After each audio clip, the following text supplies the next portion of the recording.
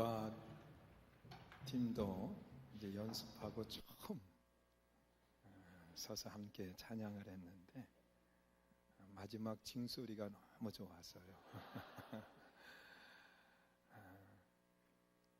오늘 본문의 말씀을 중심으로 해서요, 그럼에도 사랑하십니다. 여러분, 오늘이 추수감사주일로 지키는데요,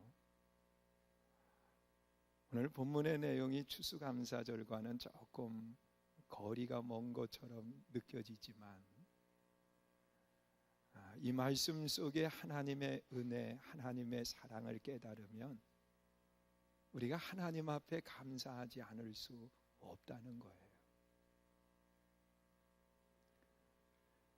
어느 날 하나님께서 호세아라고 하는 선지자를 부르셨습니다. 호세아야, 예 하나님, 너 고멜이라고 하는 여인 아냐? 예, 알고 있습니다.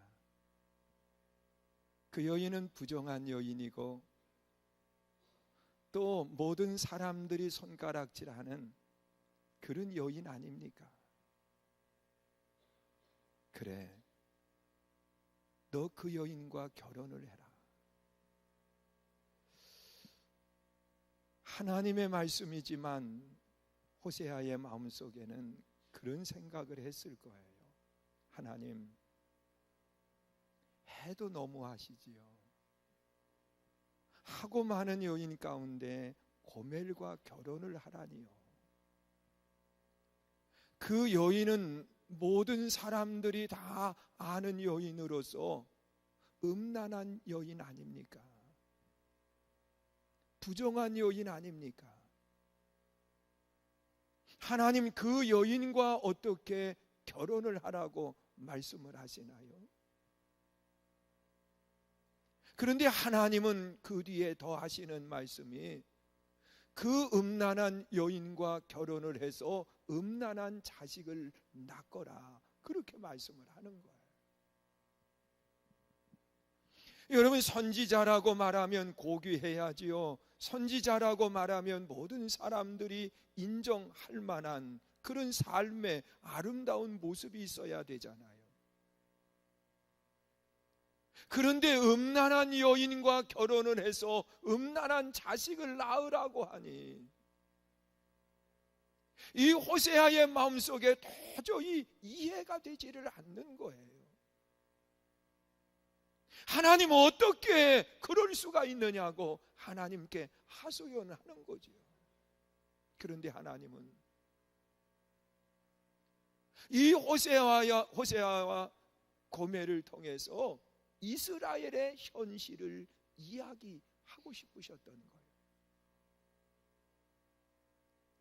그러면서 하나님께서는 이 호세아와 고멜을 통해서 세 자녀를 낳게 하십니다. 결혼을 해서 아이를 임신하고 자녀를 낳을 때쯤 되니까 하나님이 이름을 지어주시는 거예요. 그 이름을 이스르엘이라 하라 그랬습니다.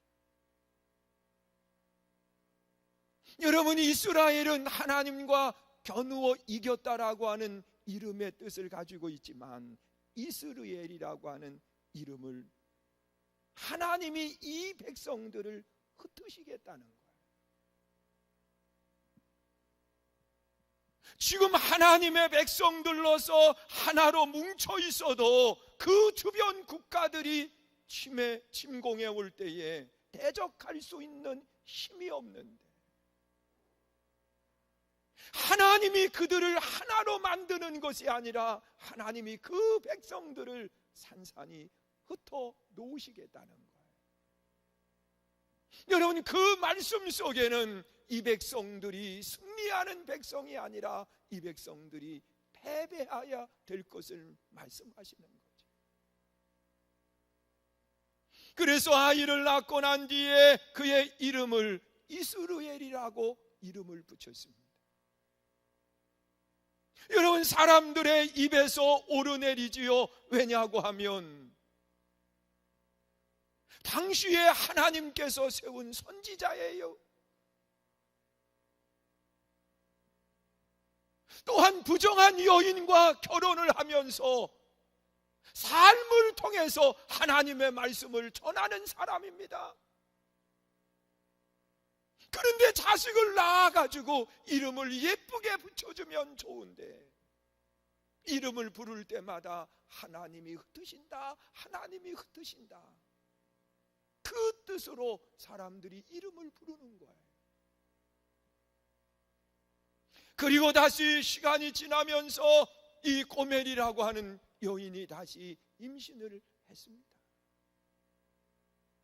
그리고 아이가 나올 때쯤 되니까 하나님이 또다시 말씀하시는, 그 이름을 로루하마라고 붙이라는 겁니다. 여러분, 마음에 염려가 되지요. 근심이 되지요. 그 딸의 이름을 로루하마라고 이름을 붙이라고 하시면서 하시는 말씀이에요. 하나님께서 이 백성들 지금까지는 함께했어요. 지금까지는 그 백성들을 지켜줬어요. 그런데 하나님이 하시는 말씀이, 내가 이 백성들을 다시는 긍휼히 여기지 않겠다. 여러분, 딸의 이름을 아름답게 붙여줘도 부모의 마음이 그래도 현찮은데, 그 이름을 부를 때마다 사람들이 뭐라 그러느냐? 긍휼이 떠난 사람, 긍휼이 떠난 사람. 더 이상 은혜 안에 살지 못하고 은혜를 떠난 사람이라고 하는 이름이 붙게 된 거예요. 그러니 그의 마음속에 얼마나 염려와 근심이 됩니까? 그리고 난 뒤에 아이가 젖되기도 무섭게 또다시 임신을 해서 아이를 낳게 된 거예요. 그런데 하나님께서는 그의 이름을 로암미라고 하라고 붙이라는 거예요. 그 이름의 뜻은, 너는 더 이상 내 백성이 아니다. 내가 다시는 너를 돌보지 않을 뿐만 아니라 더 이상 너는 내 자식이 아니라는 겁니다. 여러분, 사람들이 이름을 부를 때마다 조롱 섞인 이름으로 부르게 되고, 때로는 그 이름을 부를 때마다 두려운 마음으로 부를 수밖에 없는 거예요. 여러분, 하나님이 흩으시겠다는 거예요. 하나님이 더 이상 긍휼히 여기지 아니하시겠다는 거예요. 하나님께서 너는 내 백성이 아니라고 말씀하셔요. 그런데 이 아이를 낳은 고멜이라고 하는 여인이 어느 날 호련히 집을 나가버린 거예요. 아이도 다 놔두고 남편도 떠나서 집을 나가버렸어요. 여러분, 세 자녀와 이 호세아와 생각해 보세요. 참담하지요. 가뜩 부정한 여인을 통해서 자식을 낳았는데, 이 여인이 자식을 낳고 나면 좀 변해서 새 사람이 돼야 되는데 집을 나가버린 거예요. 그래서 수소문해가지고 그 여인을 찾아봤더니 세상에 술집에 가 있어요. 거기에서 음란한 행동을 하고 있는 거예요.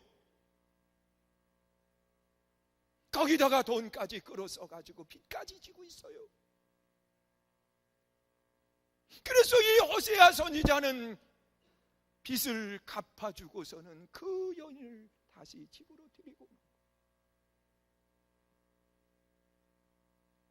그러면 또다시 집을 뛰쳐나가고, 호세아 선지자는 그 여인을 또다시 나가서 집으로 데려오고, 그런 생활을 반복하게 되는 겁니다. 그러면서 하나님이 하시는 말씀이 이 호세아 선지자와 고멜과 그 자식의 모습이 오늘 이스라엘의 모습과 같다고 그렇게 말씀을 하시는 거예요. 여러분, 이스라엘 백성들의 모습을 보세요. 75세 된 자녀도 없는, 아버지는 우상 만들어서 팔고 있는 아브라함을 하나님이 부르셨습니다. 아브라함아,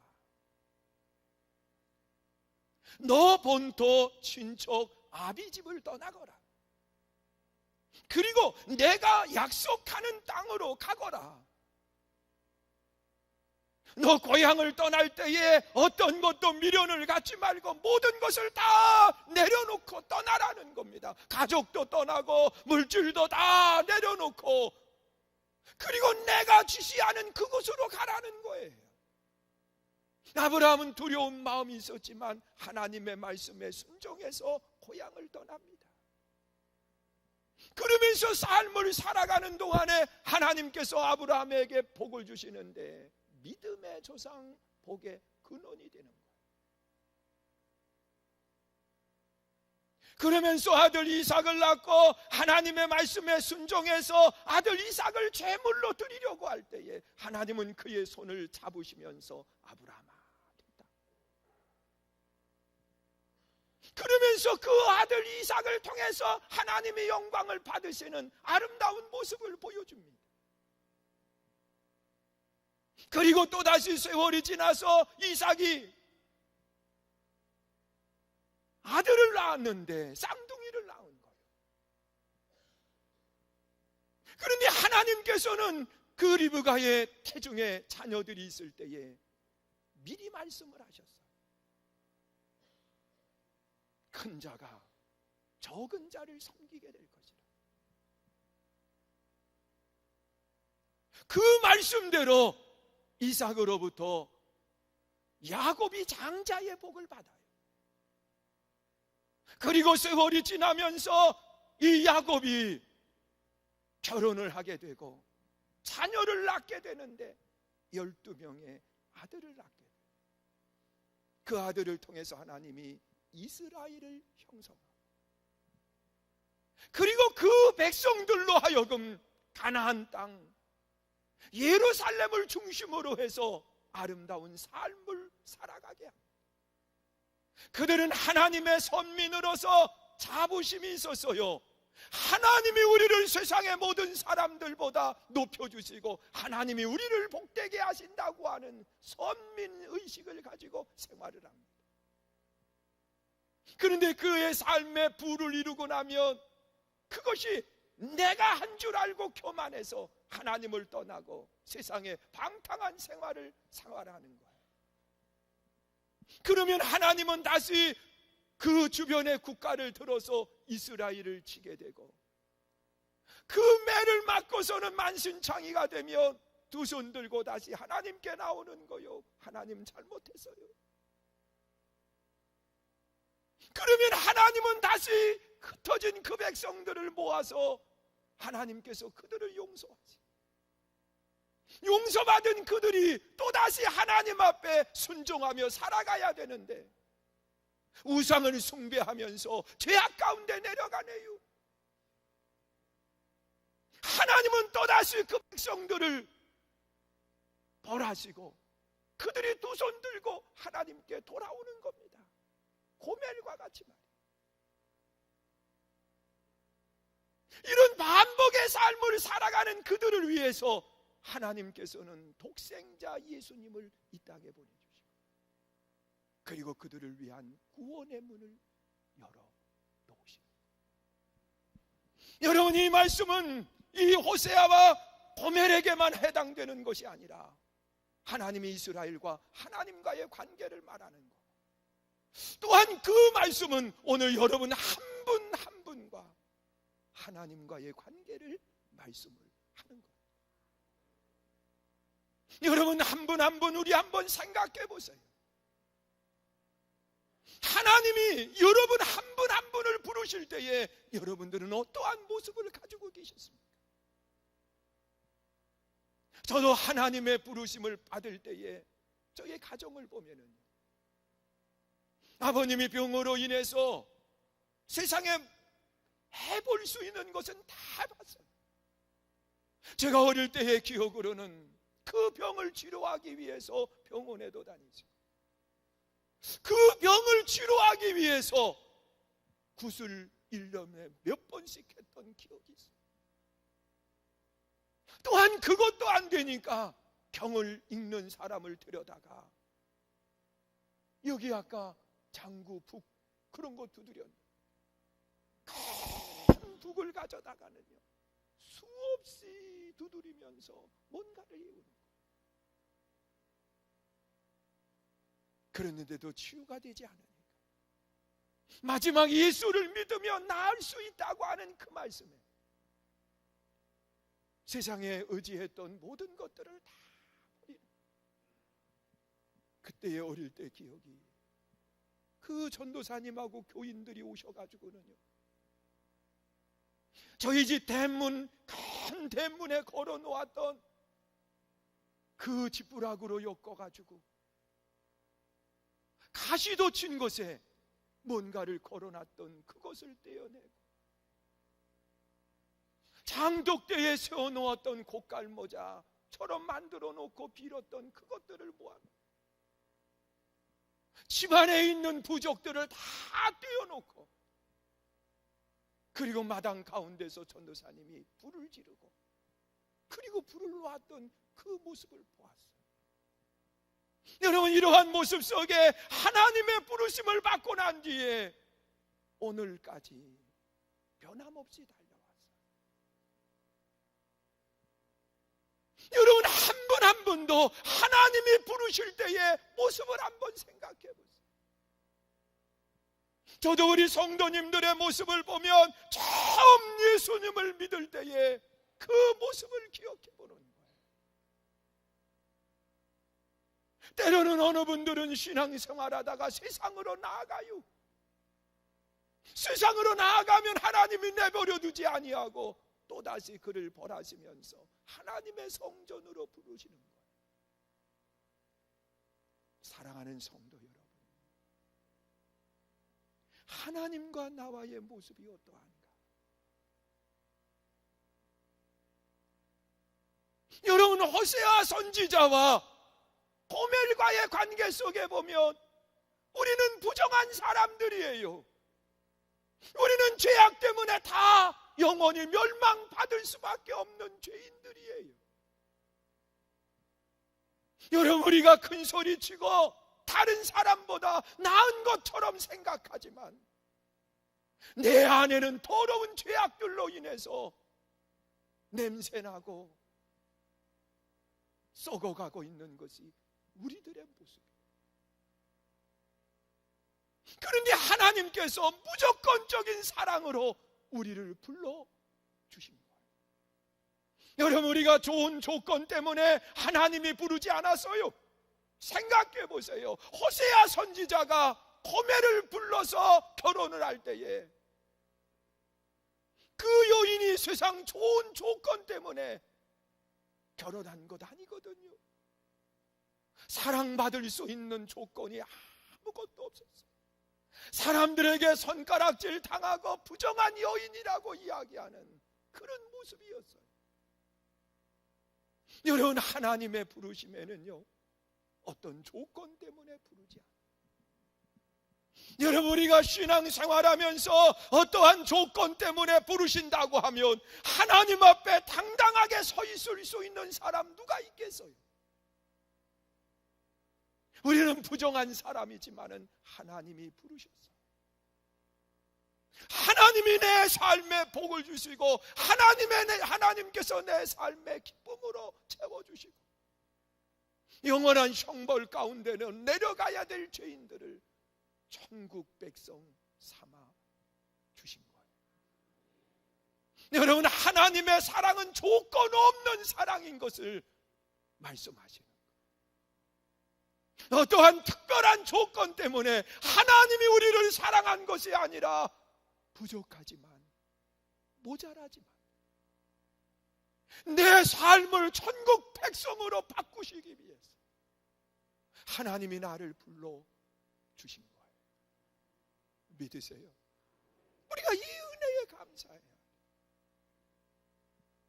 또한 하나님의 사랑은 변하지 않는 끝없는 사랑을 말하고 있어요. 여러분, 고멜이 부정한 여인으로 집을 뛰쳐나가지만 역시 내 그럴 줄 알았어. 그리고 버린 것이 아니라 돈까지 주면서 그 여인을 다시 찾아오는 거예요. 그리고 용서하는 거예요. 그리고 받아주는 거예요. 또 집을 뛰쳐나가면 찾아다니면서 그 여인을 다시 집으로 들여보내는 거예요. 여러분, 우리도 수없이 많이 하나님의 마음을 상하게 하고 하나님의 뜻을 거스리는 삶을 살아왔어요. 그러나 하나님은 나를 버리지 않았어요. 여러분, 호세아가 고멜을 통해서 낳은 자녀들처럼 내가 모든 것을 흩어놓고 싶어 하시는 하나님의 모습을 우리는 보았을 거예요. 내가 다시는 긍휼히 여기지 않겠다 그러면서 다짐하시는 하나님의 모습을 보았을 거예요. 이제 너는 내 자식이 아니다. 너는 이제 내 백성이 아니다. 그러면서 버리고 싶은 그런 모습까지 우리가 내려가는 그런 모습도 있어요. 그럼에도 하나님은 버리지 않아요. 하나님은 우리를 버리지 않기 위해서 가장 소중한 예수 그리스도를 이 땅에 보내주신 거예요. 여러분, 생각해 보세요. 호세아에게 있어서 제일 소중한 것은 물질이 아니에요. 사실은 호세아에게 제일 소중한 것은 명예예요. 선지자로서의 명예, 그 명예가 바닥으로 내버려져서 짓밟힘을 당한 거예요. 음란한 여인과의 결혼은 말입니다.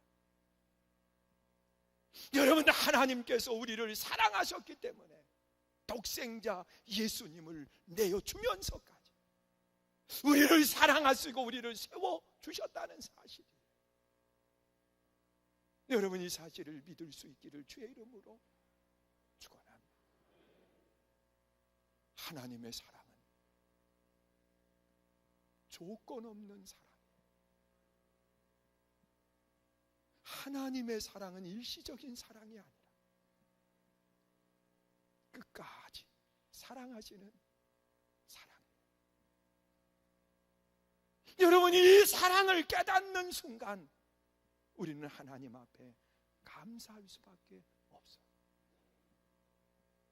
이 하나님의 사랑을 발견하지 못하기에 우리는 감사를 잃어버리는 거예요. 오늘 하나님의 끝없는 그 사랑을 다시 한번 되새겨보면서 우리가 진정 하나님 앞에 감사하고 하나님께 영광을 돌릴 수 있는 그런 아름다운 삶이 여러분들의 모습이 되시기를 축원합니다. 여러분, 이 은혜를 깨달은 사람은 하나님의 성전에 올라와서 하나님을 마음껏 찬양하고 마음껏 하나님께 영광을 돌리는 자리에 함께하게 되어 있어요. 이 사실을 기억하시면서 오늘도 하나님께 영광을 돌리며 나아가는 복 있는 삶이 되시기를 주님의 이름으로 축원합니다. 우리 함께 찬양하고 기도하기를 원합니다. 우리 기도할 때에 하나님의 말씀을 붙들고 기도하세요. 나 같은 죄인을 구원해 주신 은혜, 이 은혜에 늘 감사하고 영광 돌릴 수 있게 해달라고 우리 함께 기도하시고요. 또한 특별히 화요일부터 있는 우리 다니엘 21일 특별 기도회에 우리 교회도 함께 동참을 하게 되는데, 여러분, 우리가 역사적으로 한국이 오늘까지 이 부흥의 역사들이 일어난 것이 언제부터 시작이 되었나? 1903년도에 그 원산 감리교에서 하디 선교사가 원산 감리교 한 교회만이 아니라 여섯 교회들이 다 모여서 그 하디 선교사를 통해서 말씀을 들을 때에 회개의 역사들이 일어난 거예요. 그리고 또한 장대현 교회에서 길선조 목사님이 그 연합으로 해서 2,000명 가까이 모인 성도들 앞에 하나님의 말씀을 선포할 때에 회개하는 역사들이 일어났어요. 여러분, 다시 이 나라 이 민족이 살 수 있는 것이 무엇이겠어요? 저도 처음에는 이 참여하는 것에 대해서 관심을 갖지 않았어요. 그런데 1만 교회가 함께 모인다고 하는 그 말을 듣고서, 그래, 연합은 하나님이 기뻐하는 거다. 우리가 함께 모여 기도하는 건데, 우리가 함께 모여서 하나님을 찬양하는 건데, 그래서 연합에 함께 하기로 동의를 하고, 그리고 우리 교회도 9,734교회가 모였었는데 35번째의 교회로 우리가 함께 연합을 하게 됐어요. 나는 여러분들이 함께 모여 기도하는 아름다운 역사가 있기를 바라요. 모든 성도들이 함께 하나님을 찬양하고 기도하는 아름다운 역사가 있기를 바라요. 우리 함께 찬양하고요, 다니엘 기도를 위해서도 우리가 함께 기도하는 시간에 갔습니다. 오직 주의 사랑에 매여, 우리가 다른 것으로 매이면 멀어질 수밖에 없지만 사랑으로 매임바 되면 우리 흩어지지 않아요.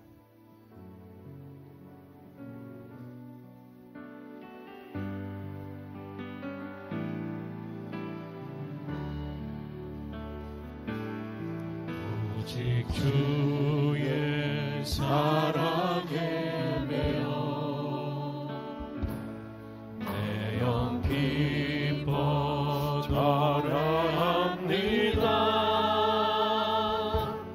이 소망의 언덕 기쁨의 땅에서 주께 사랑 드립니다. 주의 임재 안에 갇혀 내 영 기뻐 찬양합니다. 이 소명의 언덕 거룩한 땅에서 주께 경배드립니다. 주께서 주신 모든 은혜 나는 말할 수 없네. 내 영혼 즐거이 주 따르렵니다. 주께 내 삶 우리 기도받기 원하시는 분들은 앞으로 오세요. 주께서